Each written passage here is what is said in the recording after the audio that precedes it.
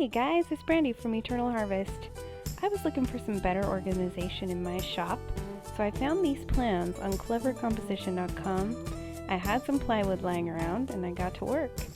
Now the plans that I found were for an 8x4 shelving unit, and I didn't need anything that big. I have a pretty small shop, so I modified the plans to be a 4-foot unit rather than 8-foot unit, and it's worked out perfectly for me. I built this in maybe 3 to 4 hours by following those plans, and I made it 2 shelves high rather than 3 shelves high for my space. I'll make sure and include a link to the plans below so you guys can go check that out.